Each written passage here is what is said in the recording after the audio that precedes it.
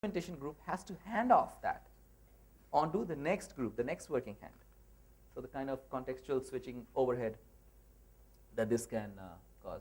And of course, the capabilities, they change significantly. Right? So now the capabilities change, the whole ecosystem change. Back to realization. What do we need to do? We need to solve for this. We are realizing that majority of the code that is being written do not ever see the light of the day of being pushed to production, even for one day. So that's a stark reality. So now again we need to realize that what happens, so requirements, what is happening to the requirements? They are not staying stagnant for those 18 months of release, right? So my requirements itself is dynamic. That's the realization, right? We have seen many examples of this. Almost to an extent that if you're not Agile, you're no more. Okay, so if no more means you adopt, or else you will be no more, right? You've seen some obvious examples, like which was the phone which was most popular 10 years back from now? Okay, there you go, right?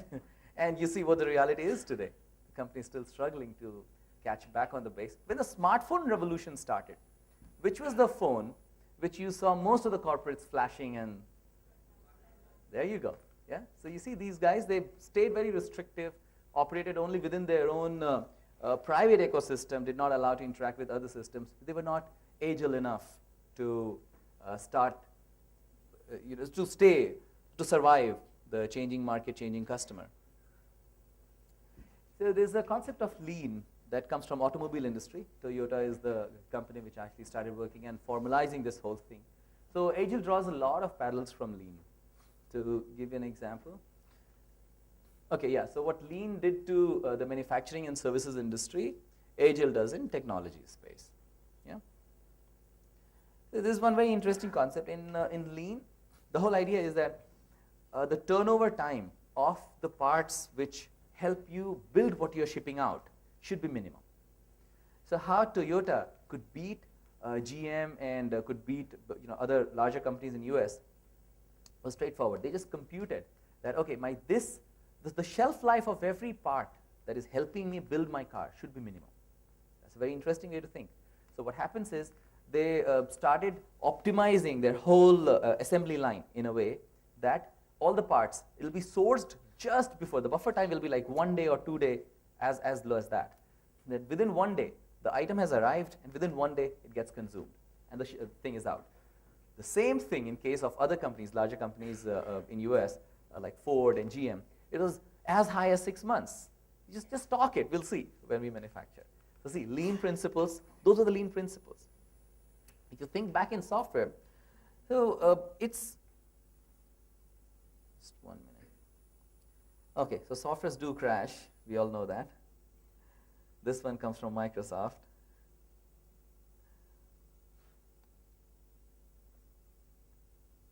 Okay, let's relaunch this.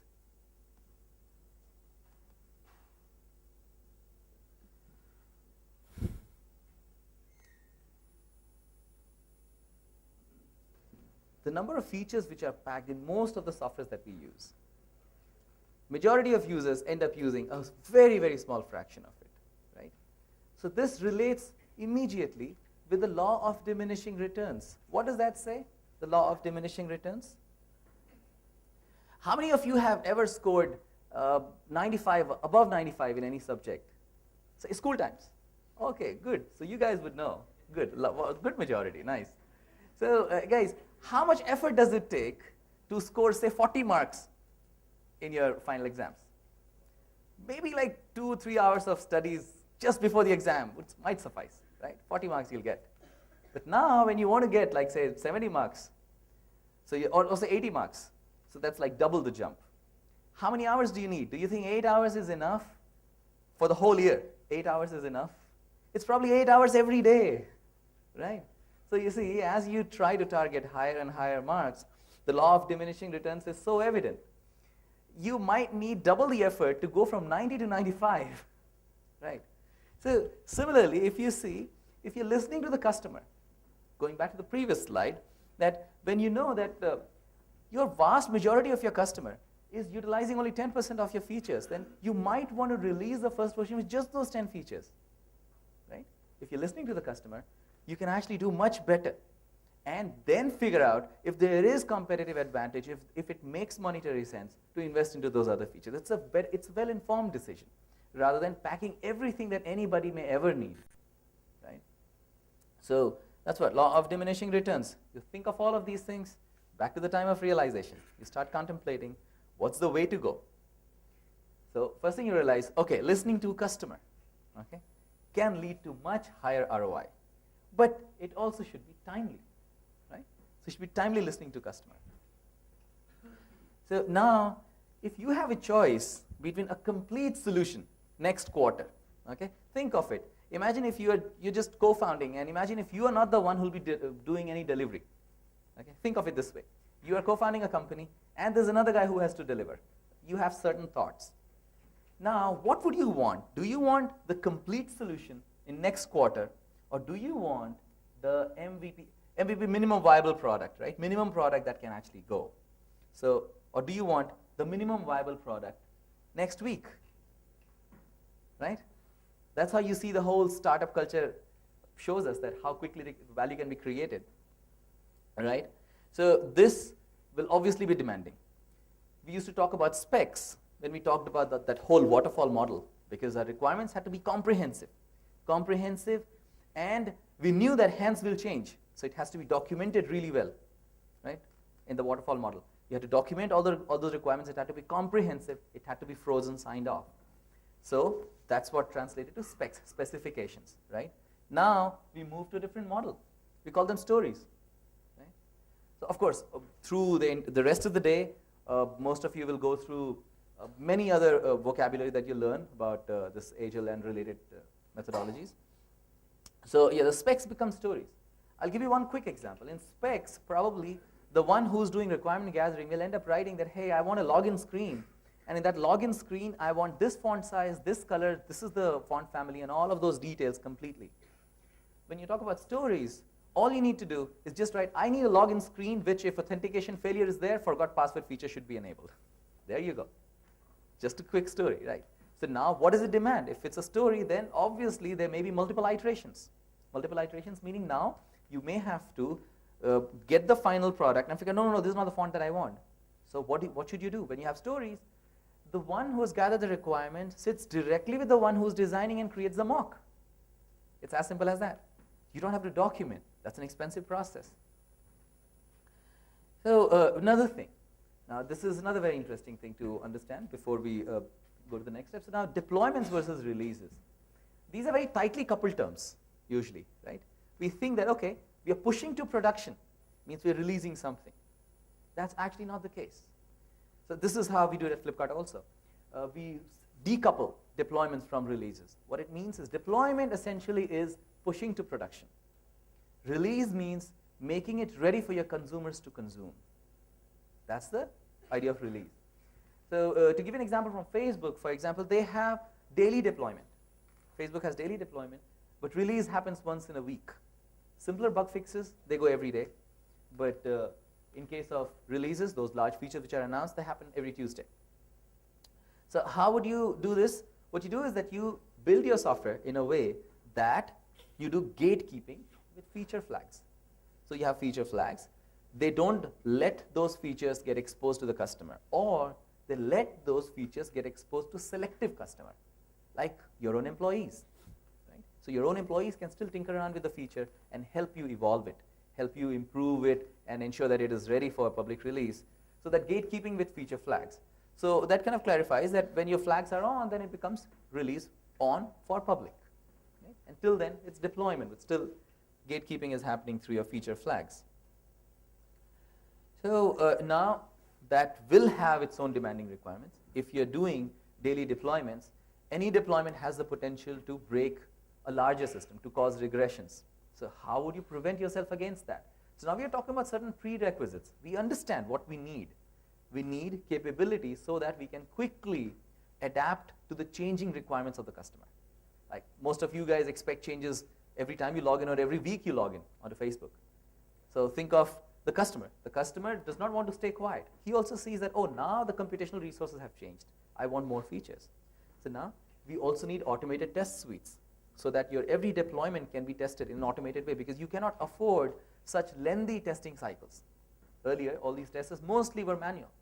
The testing thought was mostly manual, but now you have to have automated test suites. They're prerequisites. And you have to make sure there's good code coverage. Sorry about the font size. Okay. So yeah, so there's a saying which says 4 F's together. It says fail frequently, but fail fast. The whole idea is that don't fail after 18 months. You failed in 18 minutes, and it's better to move ahead with the next idea. Okay, so good code coverage. And then the concepts of continuous integration and continuous deployment. So what you're doing is that you are integrating, if you have service-oriented architecture like Flipkart, so you will actually be integrating your module with the rest of the modules on production on a continuous basis. So a better word will be probably continual, because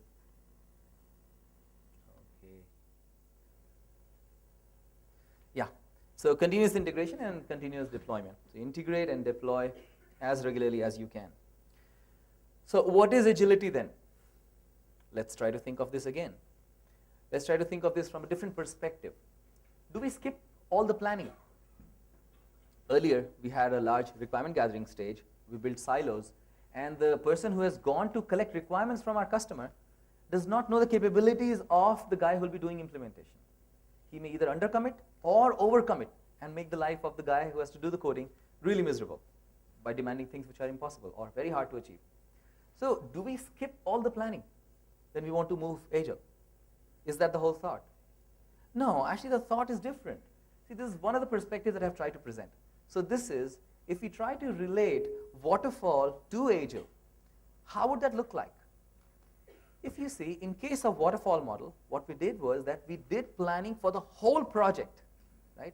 For the delivery of the entire product, we had phases of requirements, requirement gathering, followed by the design, implementation, testing, and maintenance, etc. Now what we are doing is, we are doing the same thing. We are following those steps, but we are following that per feature. It's not for the whole product.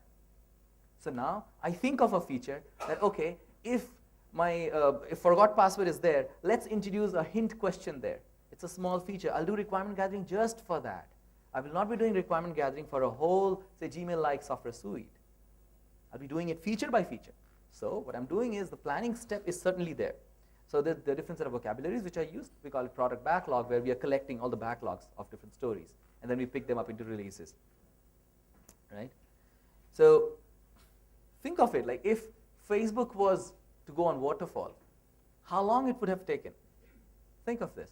What it means is that not incrementally delivering features to the customer. The Hitler was saying the same point, by the way. It just sounded like hammering, because he wanted to focus more on just do this, I want it this way, right? So, but when we understand the logical sequence of events, then we end up appreciating it. So that's the whole objective of this slide deck. So what if Facebook was written on waterfall? Whatever set of features you have today on Facebook, imagine if this had to be planned and delivered in one shot, not incrementally. So you have no way to get customer feedback. You don't know what will work, what will not. And you have to reach this level of sophistication. How long it would have taken? My guess would be maybe around 30 years, right? And they've already built more than $100 billion company in such short time, right? So okay, yeah, and what is okay, I revealed this already. What is the frequency of release for Facebook? They do deployments daily, mostly for bug fixes and other things, but and close features behind feature flags. And the release frequency goes for once a week. And what is it at Flipkart? Push to production frequency. Any guesses, guys? Okay. Okay. So guys, at Flipkart we have a service-oriented architecture, which means that there are multiple services specializing in their own niche area, and then they all interact with each other. There are some contracts through which they talk, mostly through RESTful APIs. So now, if you just pick up one of those modules, like say the module which handles the website, so we do twice a day. We do twice a day push to production at Flipkart for the website. So with all of these realizations that we had, multiple of those slides, we were thinking and a lot of gears working inside our brains, right? So if we try to put all of those things together and try to understand what is it that we're really looking for, that effectively ends up defining what Agile Manifesto is. There's an Agile Manifesto which has just 4 points, as simple as that, just 4 points. Let me project that for you guys. And now you can probably appreciate each one of them, right? So the whole idea was to build up to this point and then reveal this when this looks natural and common sense.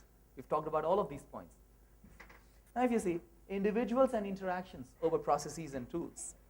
If you have a very long delivery cycle, you have to have processes and tools to take precedence over people, right? Where, in fact, earlier there used to be statements which said that you cannot scale your business unless you are process-oriented. Move away from being people-centric.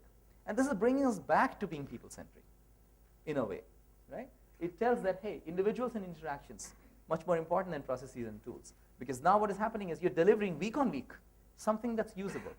So you don't have to document every part of which has failed also, right? You just need to document what finally worked and move on with that, right? So here if you see both sides are important, left side and right hand side. That's what I mentioned here at the bottom, that both left hand side and right hand side are important. However, we have to give preference to the left hand side. And then working software over comprehensive documentation. So this of course is a challenge for many people to sell to your customers, because many times the customers have very peculiar demands. I still remember I was doing my own startup in IPTV, which I ran for 10 years. So when I was doing my startup, I had some validation with some government official. So that guy, after having seen all the demo and everything, said that, but you know what, the book that the other guy sent of documentation is much fatter for that other product as compared to yours. So that was pretty interesting. Like the guy has seen the demo and everything, but still he has certain other obligations to meet. And he has to put those check marks against some form, in absence of which he will probably be questioned that how did you approve this? So of course you may have to deal with different kinds of customers, and this demands not just to learn ourselves but also to educate the customer base. Then here comes customer collaboration. This is what will end up helping you for that. Customer collaboration over contract negotiation. Contract negotiation meaning your requirements are frozen and comprehensive, and now none of the parties want to do any change, or the change will be at certain cost. Instead of that, we end up collaborating with customer and deliver to the customer's delight. Remember that picture with a happy customer. We all want to see our customers like that. And responding to change over following a plan. Right? So that's what is Agile Manifesto. And of course there are many Agile methods, like you guys may have heard of this, which is your acceptance test driven development, Agile modeling. Two of the names which come most commonly are Scrum and XP, extreme programming, right? So the question is that, what is right for me? How do you figure that out, right? There's so many different methods people have talked about. People have also talked about comparison and conflicting approaches in multiple methods. So now, what is it that's right for me? My answer, my personal answer, is just this: the spirit of being Agile. That's most important to me. So how we do it at Flipkart is we do a combination of Scrum and XP. The test suite that I talked about, unless you have comprehensive test suite coverage, you cannot move with agility. You cannot, because the cost of doing test for every small deployment is so prohibitive. You won't be able to do that. So that's why you need to have the test coverage. We follow XP for that. And for the predictability, to make sure that other functions align well. Like say if I'm doing a release which is expecting increased number of phone calls on my call center, then I need to have that predictability. For example, say I'm doing assisted buying. I'm encouraging my customers to make calls and get more details on the product and make the purchase. So in that case now, I have to offer appropriate predictability in terms of time, that hey, by this time, I should be able to release it live. Why? Because my customer support team also may need certain time to build that, or augment that staff. They also need time to have their own plans. So predictability is important. We follow Scrum for that. So we have daily stand-ups and all the stuff which you'll be learning for the rest of the day. So in a nutshell, this is how it looks like. You are trying to continuously deliver working software. And you have iterations which turn into releases, and finally which delivers your strategy. So another thing which is quite evident is that the emerging trends that you see in the way softwares are being written. So in early 2000s, we saw explosion on consumer software began. Right? Now, it was no more just B2B, end consumers. And those companies, they were rated much higher. Their market capitalization, sorry, the multiplier to arrive at the market capitalizations were much higher. So that's something that we see happening even on a more increasing basis. You guys all know about the way Facebook got valued, right? It's because it's viral nature. That's because it's dealing with the customer, the end customer. People are expecting a lot more from technology. I can see a very demanding crowd right here, right? You want to see freshness at least once a month when you log on, right? And expectation to see freshness in Facebook was so evident. It's a reflection, right? So that's about it. The whole idea was to capture not the details of how Agile is done, but more about the evolution of the story of how we arrived at where we are right now, to appreciate it. Because when we appreciate certain things, automatically our receptivity improves, and the efficacy of what we learn will certainly be higher. So I hope this was useful. And do you have any questions? Can you just raise your hand? We'll get the mic there for you. Any questions? So Saurav will be here, semi-finals, but a warm round of cheer and applause for the semi-finalists. Can they stand up please and go to the other hall? Lalit, 2 and 3. Okay, good luck guys. So we have a team of those for Agile Olympiad from 35 companies playing Agile Olympiad semi-finals. The objective of Agile Olympiad was, and the winning team will be getting iPad mini and a gold medal from Agile Olympiad committee. The whole idea of Agile Olympiad was based on physics Olympiad, chemistry Olympiad, etc. that we would have, attended, or we would have seen others winning when we were in school. So much material. So those who are in conference, those who thought that they missed out, we are going to run it annually. So do make it a point that you participate in Agile Olympiad 2014. Good, we need a blend of both. Yeah. So yes, Nitesh, I'm sure gave some eulogy about me.